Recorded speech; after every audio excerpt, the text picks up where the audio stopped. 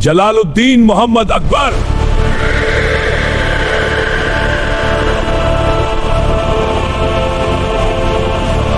एक छोटा शहजादा जो सिर्फ 13 साल की उम्र में बादशाह बना।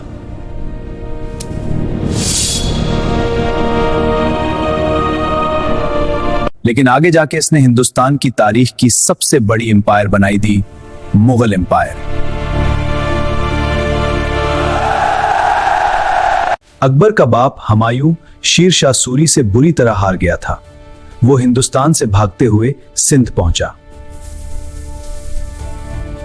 यहीं सिंध में उसका बेटा पैदा हुआ जिसका नाम था अकबर।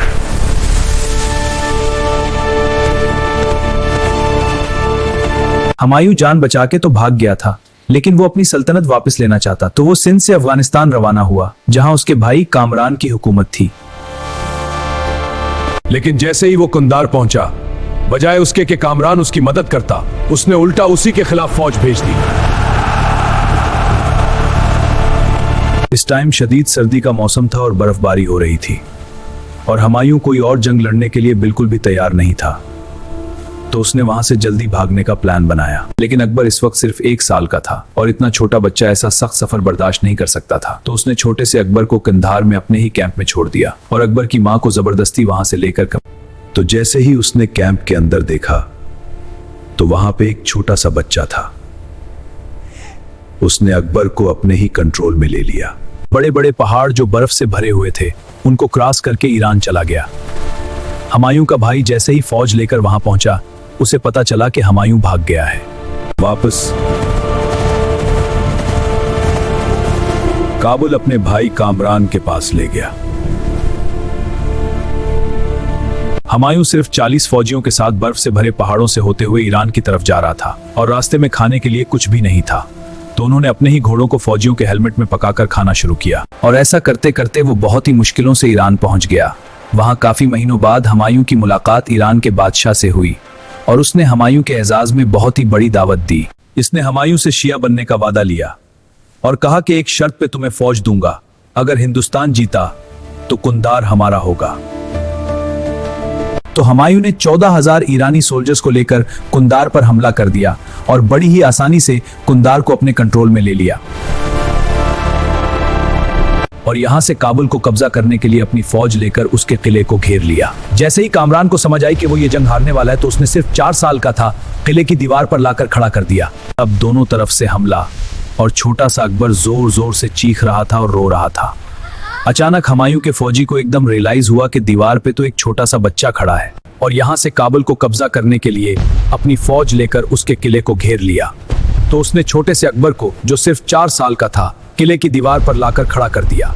तो उन्होंने तीर रोक दी और जल्दी से किला फतह करने के लिए अंदर चले गए और किला फतह कर लिया और ऐसे छोटे से अकबर की जान बच गई। अब कामरान पीछे से भाग गया और काबुल फतह हो गया। और यहाँ अकबर की माँ, जो बचपन में उससे जुदा हो गई थी, फाइनली अपने शहजादे से दोबारा मिली। तो उसने एक बहुत बड़ी आर्मी तैयार की और अपने सबसे वफादार जनरल बीरम खान के अंडर इसे हिंदुस्तान हमला करने के लिए भेज दिया। बीरम खान बहुत ही आसानी से इलाके फतह करते हुए दिल्ली पहुंच गया और फाइनली 15 साल बाद हुमायूं दिल्ली के तख्त पर दोबारा बैठ गया। लेकिन अब ये वो पुराना हुमायूं नहीं था। हुमायूं बहुत ज्यादा बदल चुका था। इसे पता था कि उसकी एम्पायर उसकी अयाशी और उसके नशों की वजह से उससे गई थी, लेकिन अब वो बहुत ही नीक और रिस्पॉन्सिबल बन गया था। और कहा जाता है कि जब भी वो अजान सुनता था तो वो अल्लाह के सामने झुक जाता था। और इसी तरह एक दिन जब वो अजान सुनने के लिए झुका तो वो सीढ़ियों से फिसलकर गिर गया। हुमायूं की ये बादशाहत सिर्फ 7 महीने रही।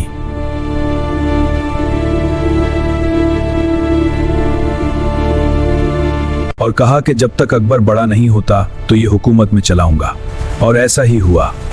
अगले 5 साल बीरम खान ने हर तरफ से दुश्मनों को खत्म कर दिया।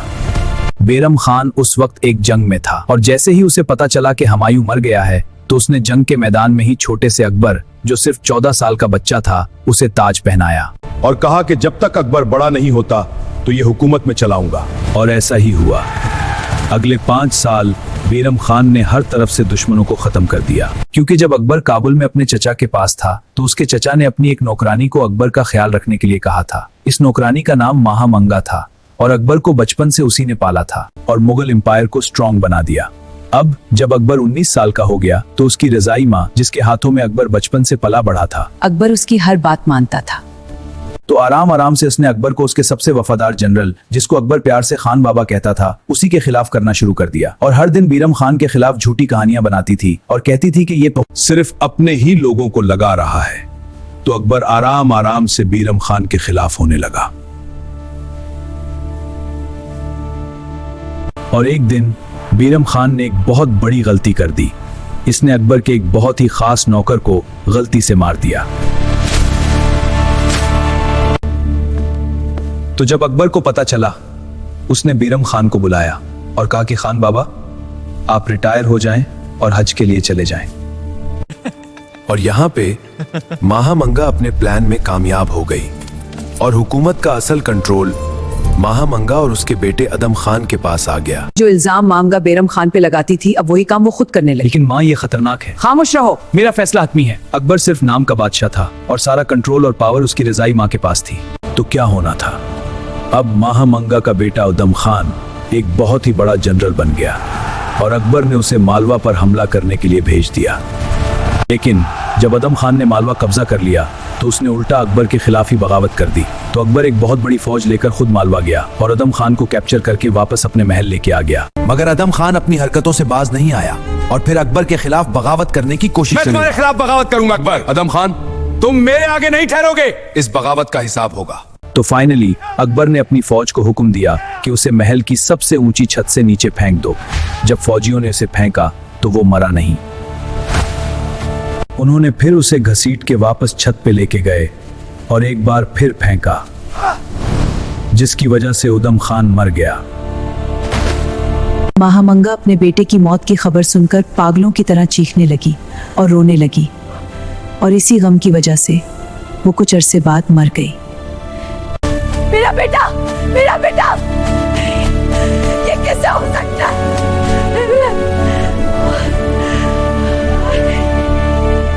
और फाइनली अकबर ने अपनी बादशाहत का कंट्रोल अपने ही हाथ में ले लिया और यहां से अकबर असल बादशाह बन गया।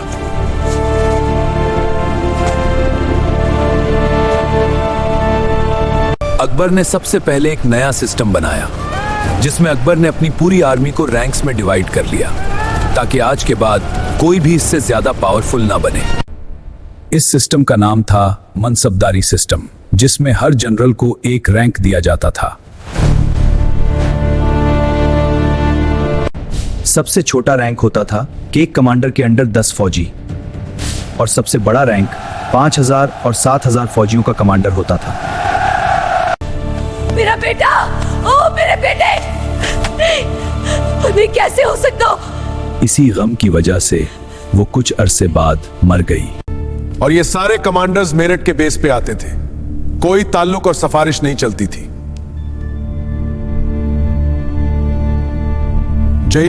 अकबर ने आर्मी चीफ का ओहदा खत्म कर दिया था और सारी आर्मी को छोटे जनरल्स में डिवाइड कर लिया था ताकि कोई भी ये सारी फौज अकबर के अलावा कंट्रोल ना कर सकते।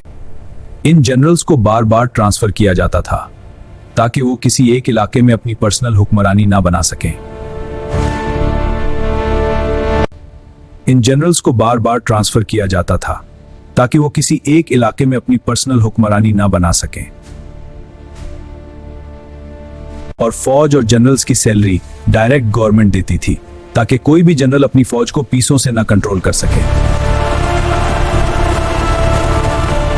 अकबर ने मार्किंग और फेस सिस्टम बनाया। अब आप सोच रहे होंगे ये मार्किंग और फेस सिस्टम क्या है?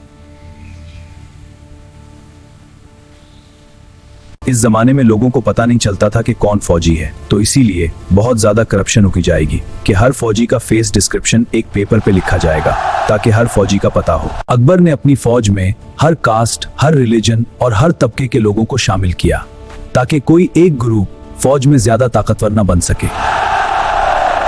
और ये सिस्टम असल में अलाउद्दीन खिलजी ने लॉन्च किया था, लेकिन इसकी स्टोरी फिर कभी। सब्सक्राइब।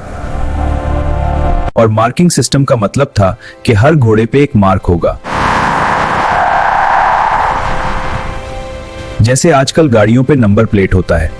इस जमाने में लोगों को पता नहीं चलता था कि कौन फौजी है, बहुत ज्यादा करप्शन होती थी। अकबर ने हुक्म दिया कि हर फौजी का फेस डिस्क्रिप्शन एक पेपर पे लिखा जाएगा। इससे करप्शन रुकी और हर फौजी का पता चल गया।